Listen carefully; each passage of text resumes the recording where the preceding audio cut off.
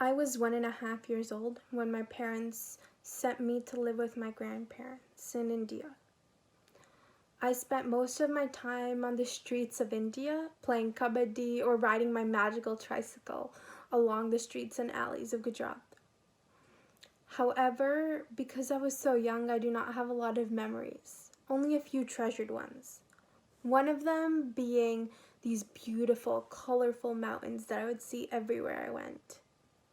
However, these so-called beautiful, colorful mountains were not actually what I perceived them as.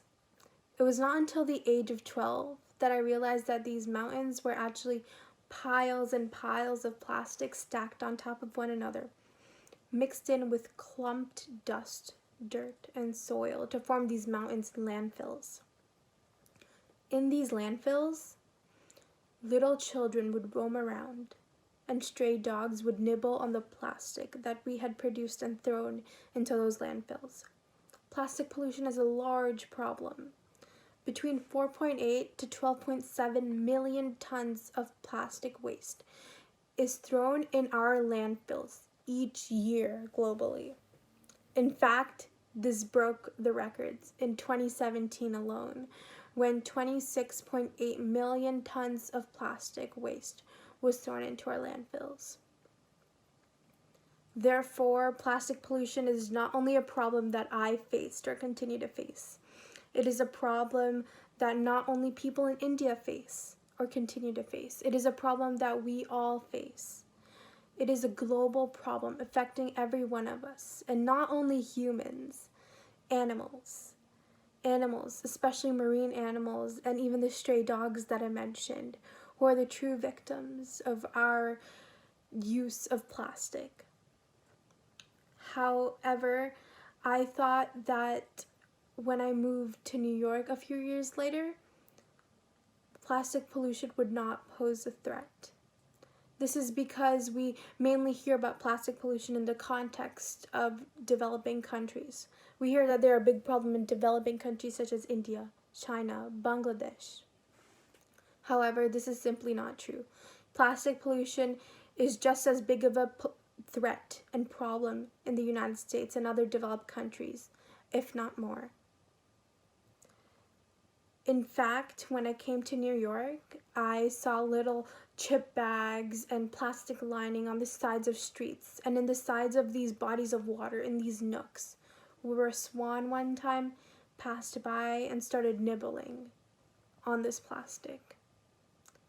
However, that is not the biggest threat.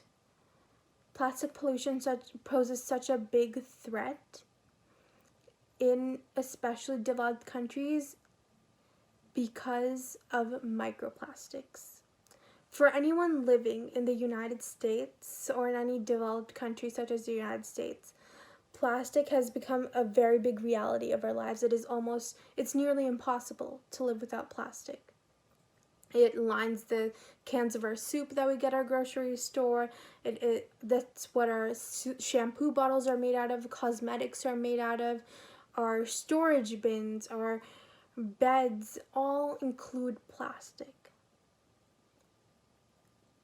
However, what if I told you that we were actually ingesting plastic too? We are eating plastic. This is in the forms of microplastics. After the plastic is brought, especially in the water, it really breaks down into these very tiny pieces. And that is what we drink and eat at the same time. It is what we consume. In fact, in a test of 250 bottles from 11 well-known water bottle brands, it was revealed that 93% of them contained microplastics. Very big companies, very well-known brands such as Dasani and Nestle contain an average of 10.4 microplastic particles per water bottle, per liter of water bottle. This may not seem like a very large number. However, when we put in the context of how much bottled water is drunk every single minute, which is estimated to be 1 million around the world every single minute, that number adds up very quickly, and it is not only present within our water source, which we rely on heavily, but also our foods. For example, fish, if we eat. Fish consume the plastics in our water, and then when we fish them, the consumed plastics end up in our stomach once we eat it. And therefore, plastic pollution is not only harming our environment, the animals that we care about and depend on, but also our human health. Currently, the World Health Organization says that microplastics has no effect. However, plastics, which are known for chemicals that pose a risk to human health, we are consuming these plastics. So it's very unlikely that microplastics has no effect on us at all.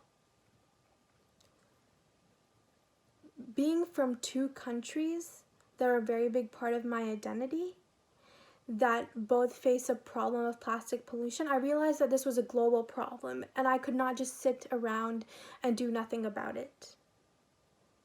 Hello, my name is Isha Patel, and I am the founder of the Green Sleep Project. The Green Sleep Project is an organization that I founded based around plastic pollution, and its main mission is to give plastic bags, especially used single-use plastic bags, the ones that you would find at grocery stores or shopping malls, a new life by turning them into sleeping mats for the homeless. The American population in my country uses over 100 billion plastic bags a year. However, only 8 states have posed some sort of law to ban them or restrict them. This is where my organization, the Green Sleep Project, comes in. We use the properties of plastic bags to our advantage.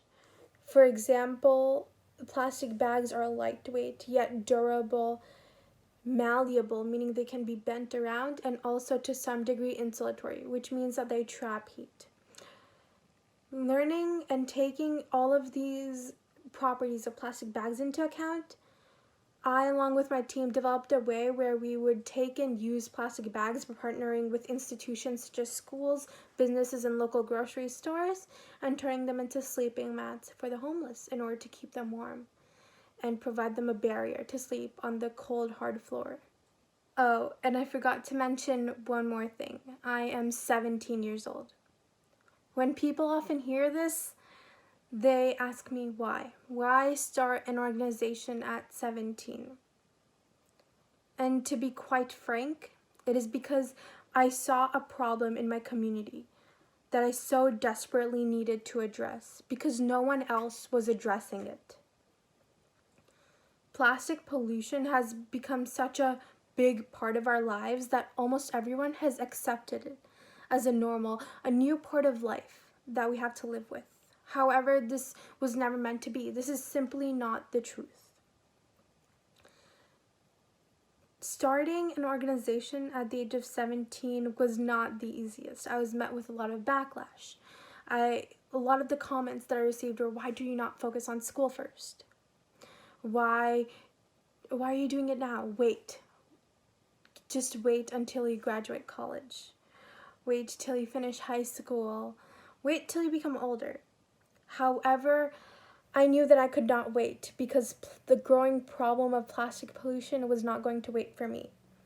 When I initially pitched my ideas at environmental fairs, a lot of my fellow presentees who were much older than me, representing their own organizations, often commented on my being so young and not having official business cards at first, or not being an official organization. They did not support me because I was young. Not a normal for starting an organization. However, I realized that these backlashes meant nothing. That I got 100 no's, but because I kept on persisting, because I kept on pitching my idea to everyone, that I found one yes, and that's all I needed to take off.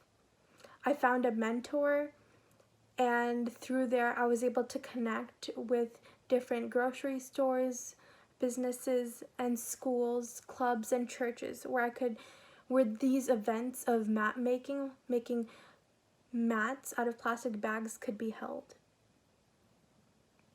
In the end, today we have partnerships with T-Mobile, SeaWorld, and General Motors, and sponsorships from them.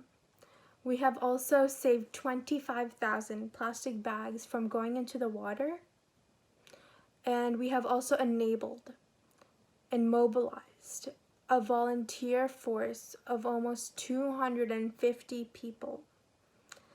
All of those ranging from the age of 9 to 74.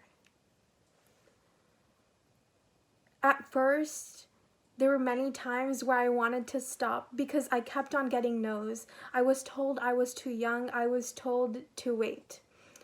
Wait till, as I said, to graduate high school, graduate college. But I could not wait to graduate college, graduate high school, get married. I cannot wait till I died because plastic pollution is a growing problem that needs our attention now. And if no one else could prioritize it, I knew I had to. A large part of the issue that we face with the older generation and trying to explain the problem and prioritize the problem of plastic pollution is because of a widespread belief. It is because of the widespread belief that humans inherit the earth from their ancestors. However, this is simply not true. We humans do not inherit the earth from our ancestors. We borrow it from our children.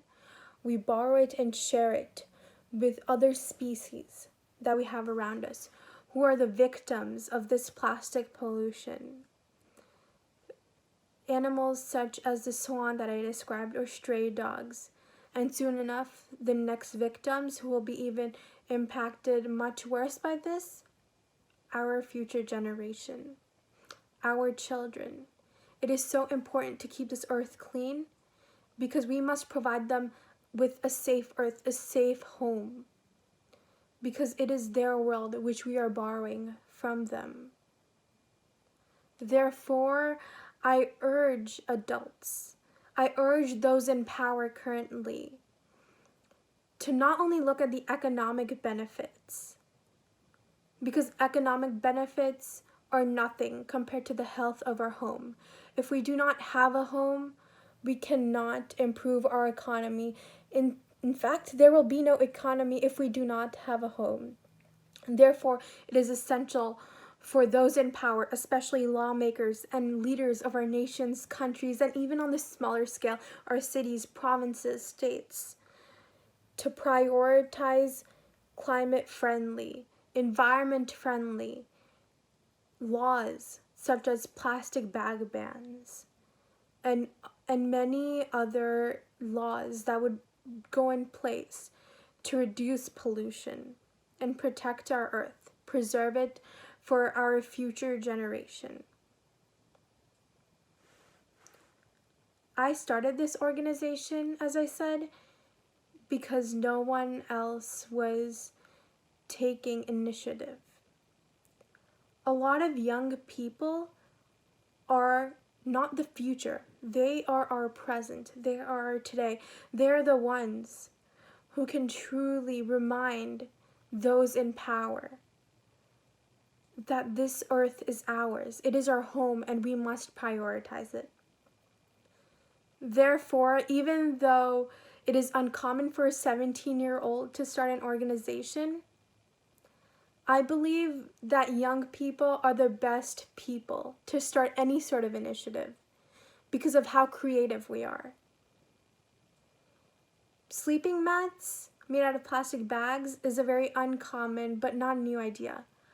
However, my team and I, because of our out-of-the-box thinking, because we are a young team, we were able to develop a completely new way of making this that is friendly to everyone, that is effective, time efficient, and involves the community and uses every single part of the plastic bag, which was at first not done.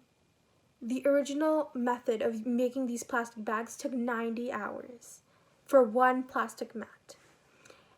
And they required the knowledge of highly skilled knitting or crocheting. However, because of this new method, we were able to bring this idea to so many people, mobilizing a force of 250 volunteers, as I said, who did not have any previous experience of knitting or crocheting. We were able to impact so many more homeless people and take so many thousands of plastic bags out of the water, prevent them from going into the water and harming marine life.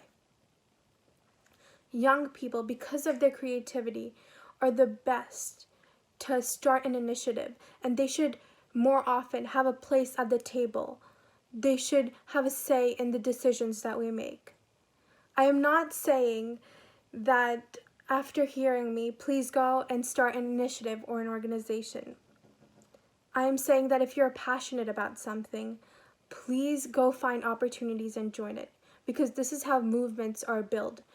Going out and finding a passion that you are so passionate about, a problem in your community that you are so passionate about, and finding an organization that you can be involved in. Because the more people are involved, the more a movement builds. That is the true way that we can make an impact, an everlasting impact. Because young people, although an underused resource, is the most powerful resource we have. Thank you.